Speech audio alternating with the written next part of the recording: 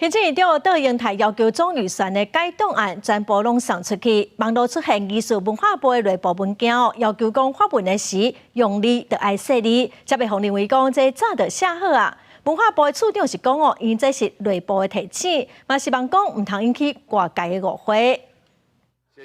伫总预算内面有要加1600项冻结案，金额到1380万亿。行政院长杜英泰特别要求改动案各部会全部拢送出来，请立法院赶紧改动，互政府会当推送。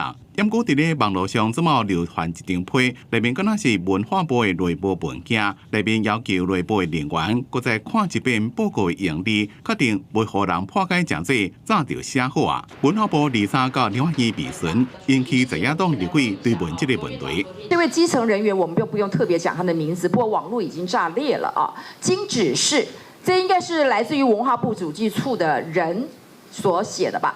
要确认。 不会被解读，早就写好的，避免外界误解。文化部现在正在全力赶办当中，那预计应该在这一周，我们希望可以全部送出来。现在都还没有这样的达成建制任何一个海外驻点的这个情形，那请问理由是什么？驻点就需要投资在硬体上，那就会有在当地的一个比较大的预算基础。那我想对文策院来说，比较重要的是人的串联。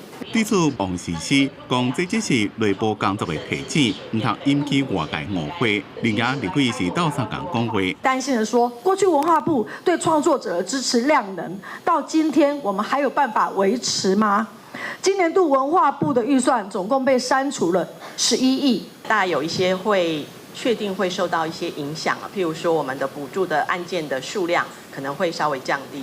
原来这位发布的人，敢若是互网络逐个所查看，讲到底是啥人？王时思也在一边强调，伊是具有工作的责任，提醒大家，若是因此被人所查，讲出个人的隐私，这也真无妥当。希望大家尊重基层工作人员，也重视台湾文化发展需要更加侪经费支持鼓励。公司新闻采访报道。